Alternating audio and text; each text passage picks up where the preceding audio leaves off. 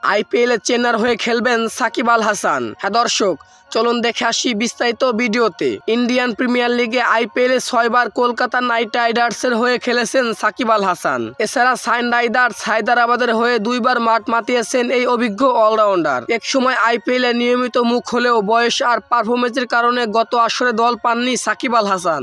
তবে আগামী আসরে আবারও এই টুর্নামেন্টে দেখা যেতে পারে সাকিবকে। আগামী 24 ও 25 নভেম্বর সৌদি আরবের জেদ্দায় অনুষ্ঠিত হবে মেগা নিলাম। তার আগে দলগুলো সর্বোচ্চ 6 জন করে ক্রিকেটার ধরে রাখার সুযোগ পেয়েছে। চেন্নাই সুপার কিংস 5 জন ক্রিকেটারকে ধরে রেখেছেন। চেন্নাইয়ের ধরে রাখা ক্রিকেটারের তালিকায় আছেন দলটির ইতিহাসের অন্যতম সেরা অধিনায়ক মহেন্দ্র সিং ধোনি, দেশি অলরাউন্ডার রবীন্দ্র জাদেজা ও শিবরাম দুবে। এই 4 দেশি ক্রিকেটারের পাশাপাশি একমাত্র বিদেশি হিসেবে আছেন মাথিসা পাথিরানাকে ধরে রেখেছেন এই ফ্র্যাঞ্চাইজিটি। আসন্ন মেগা নিলামের আগে ফ্র্যাঞ্চাইজিগুলো তাদের পছন্দের ক্রিকেটার নিয়ে পরিকল্পনা সাজায়, চেষ্টা করে দলে ফেরানোর। আর তাদের পরিকল্পনা কিছুটা ছাপ থাকে সামাজিক যোগাযোগ মাধ্যমে। চেন্নাই তাদের সামাজিক যোগাযোগ মাধ্যমে আজ একটি পোস্ট করেছেন।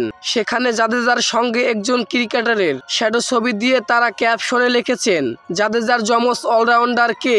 এই ছবি আর ক্যাপশনের সঙ্গে অনেকেই সাকিবের মিল খুঁজে পাচ্ছেন, আর 2-2 4 মিলছে ধরেই নিচ্ছেন। এবারে নিলাম থেকে সাকিবকে দলে ফেরাবেন চেন্নাই সুপার কিংস। নিলামে সাকিবের ভিত্তি মূল্য রাখা হয়েছে 1 কোটি রুপি।